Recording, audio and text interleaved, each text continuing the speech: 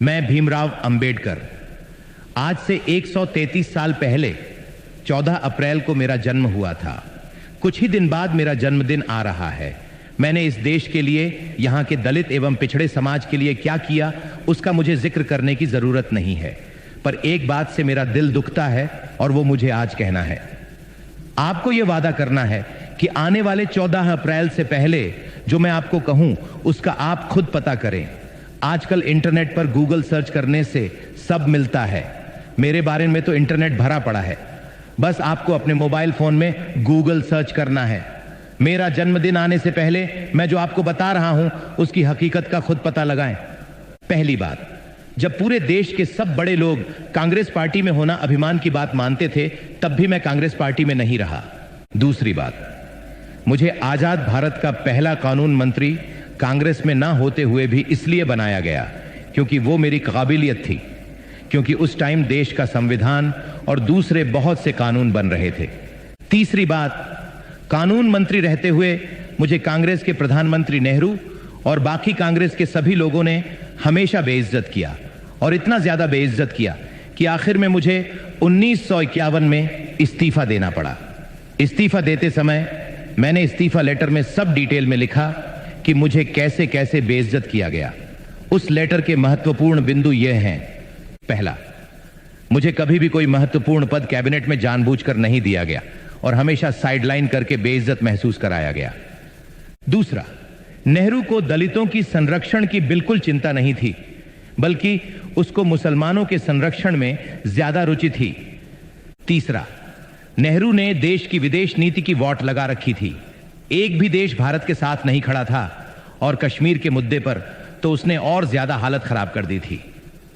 चौथा, हिंदू कोड कानून भारत में समाज सुधार का एक बहुत बड़ा हथियार था और यह मेरे दिल के बहुत करीब था।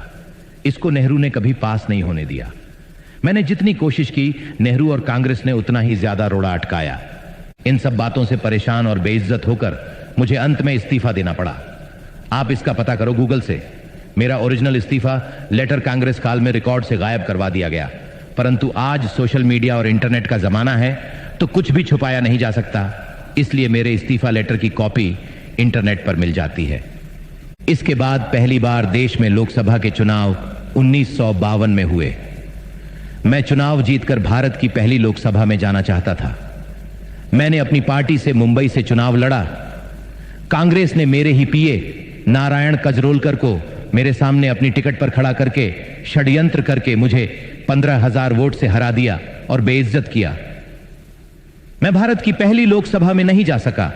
फिर दोबारा पहली लोकसभा में जाने का मौका 1954 में आया, जब महाराष्ट्र के भंडारा में उपचुनाव की घोषणा हुई। मैंने यह चुनाव लड़ा। यहां भी कांग्रेस ने मेरी ही बिरादरी के भाऊराव बोरकर को मेरे सामने खड़ा करके मुझे हराया और बेइज्जत किया। नेहरू और कांग्रेस ने मुझे देश की पहली लोकसभा में घुसने ही नहीं दिया, और दूसरी लोकसभा के चुनाव से पहले मैं देह छोड़ चुका था। यह बेइज्जती मेरी मृत्यु के साथ ही नहीं रुक गई, ये चलती रही। मृत्यु के बाद भी जब तक कांग्रेस सरकार रही, तब तक मुझे भारत रत्न नहीं मिला। नेहरू ने जिंदा रहते रहते खुद को ही 1955 में भारत रत्न दे दिया। उसकी बेटी इंदिरा, उसके दोहिते राजीव, सबको भारत रत्न दिया गया। यहां तक कि ईसाई धर्म का भारत में प्रचार करने वाली विदेशी मदर टेरेसा को भी भारत रत्न दे दिया गया।